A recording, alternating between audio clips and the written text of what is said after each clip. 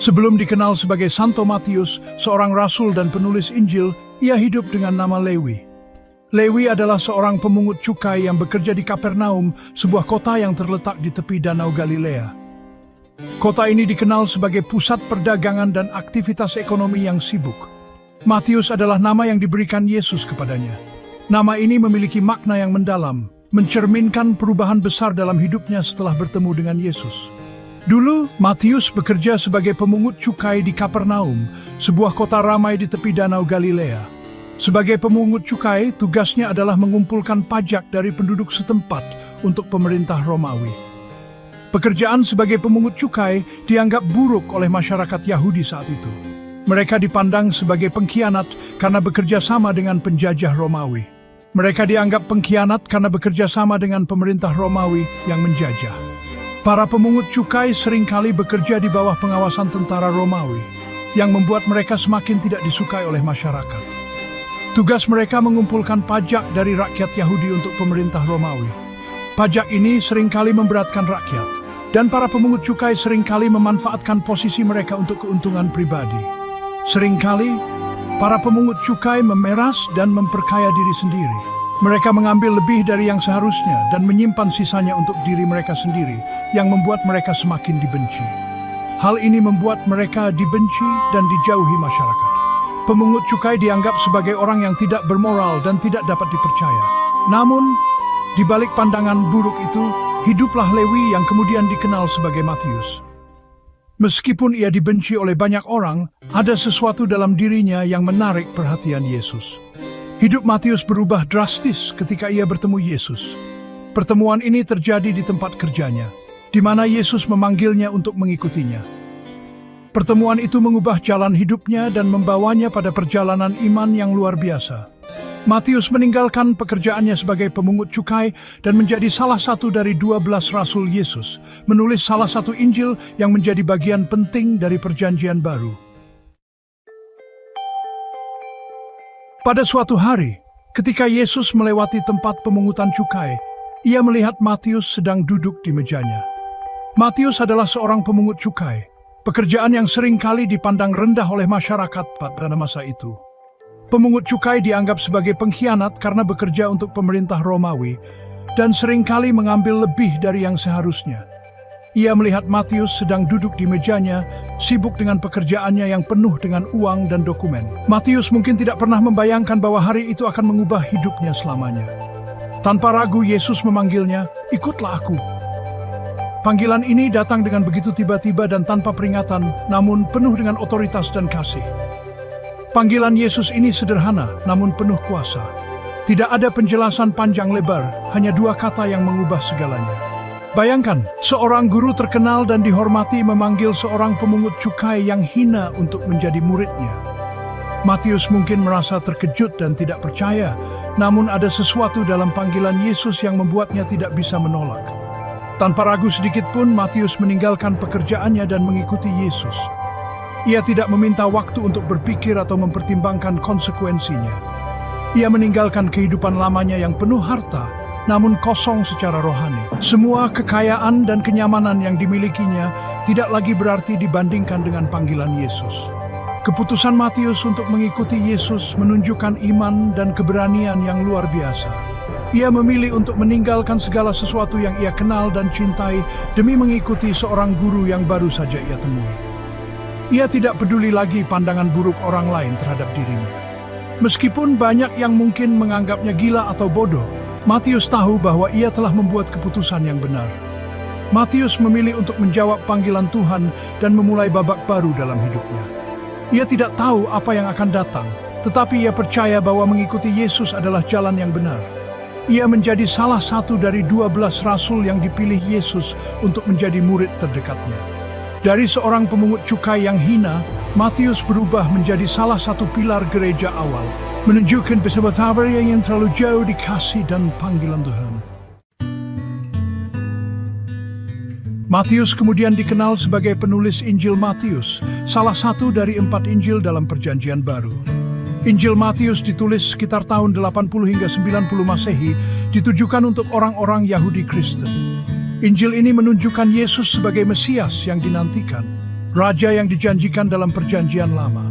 Matius dengan cermat menghubungkan nubuat-nubuat Perjanjian Lama dengan kehidupan dan pelayanan Yesus.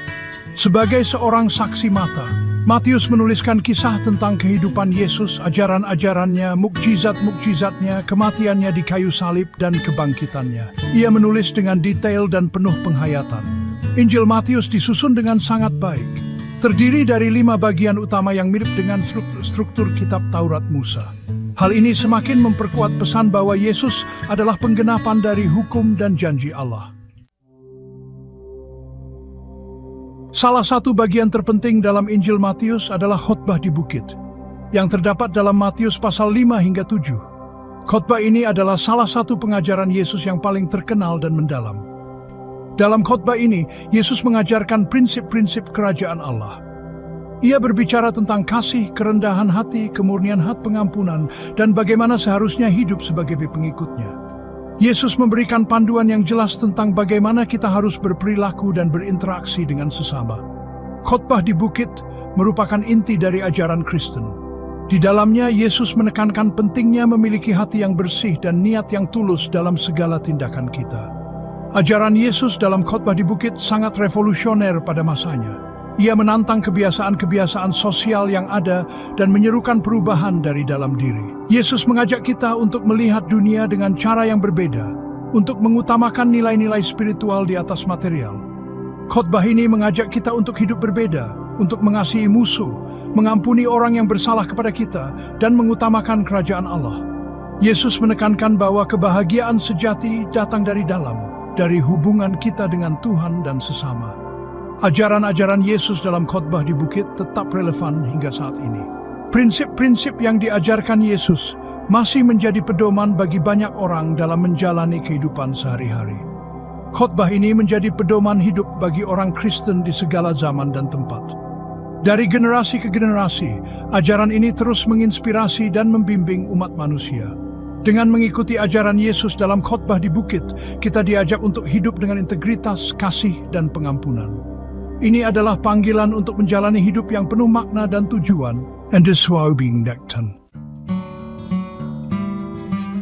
Injil Matius juga kaya akan perumpamaan-perumpamaan yang diceritakan Yesus. Perumpamaan adalah cerita singkat yang penuh makna, digunakan untuk menggambarkan kebenaran rohani. Melalui perumpamaan, Yesus menyampaikan ajaran-ajarannya dengan cara yang mudah dipahami dan diingat. Salah satu perumpamaan yang terkenal dalam Injil Matius adalah perumpamaan tentang orang Samaria yang baik hati. Perumpamaan ini mengajarkan tentang kasih yang melampaui batasan-batasan sosial dan agama. Yesus juga sering menggunakan perumpamaan tentang kerajaan Allah, seperti perumpamaan tentang penabur, perumpamaan tentang lalang di antara gandum, dan perumpamaan tentang mutiara yang berharga. Melalui perumpamaan-perumpamaannya, Yesus menantang cara pandang kita, menyentuh hati kita, dan mengajak kita untuk hidup dalam kerajaan Allah. Setelah kebangkitan dan kenaikan Yesus ke surga, Matius dan murid-murid lainnya menerima Roh Kudus pada hari Pentakosta. Mereka dipenuhi dengan kuasa dan keberanian untuk memberitakan Injil. Matius dengan setia menjalankan tugasnya sebagai rasul, menyebarkan kabar baik tentang Yesus Kristus. Ia memberitakan Injil kepada orang Yahudi, baik di Yerusalem maupun di berbagai tempat lainnya. Menurut tradisi gereja, Matius melakukan perjalanan misionaris ke berbagai wilayah, termasuk Ethiopia dan Persia. Ia dengan gigih memberitakan Injil dan mendirikan jemaat Kristen. Dedikasi Matius dalam menyebarkan Injil menunjukkan kesetiaannya kepada Yesus. Ia tidak takut menghadapi tantangan dan penganiayaan demi mewartakan kebenaran. Injil Matius memiliki pengaruh yang sangat besar dalam sejarah kekristenan. Injil ini menjadi jembatan antara Perjanjian Lama dan Perjanjian Baru. Matius dengan jelas menunjukkan bahwa Yesus adalah Mesias yang dinantikan, penggenapan dari janji Allah kepada umatnya. Injil Matius juga berperan penting dalam perkembangan liturgi dan teologi Kristen. Khotbah di bukit, misalnya, menjadi sumber inspirasi bagi banyak khotbah dan ajaran Kristen. Perumpamaan-perumpamaan Yesus dalam Injil Matius terus dipelajari dan direnungkan hingga saat ini. Kisah-kisah tersebut memberikan pengajaran yang berharga bagi kehidupan rohani kita. Melalui Injil Matius, kita dapat mengenal Yesus Kristus dengan lebih dalam, memahami ajaran-ajarannya, dan terinspirasi untuk hidup sebagai pengikutnya yang setia. Warisan Matius terus memberkati dan menguatkan orang Kristen di sepanjang zaman.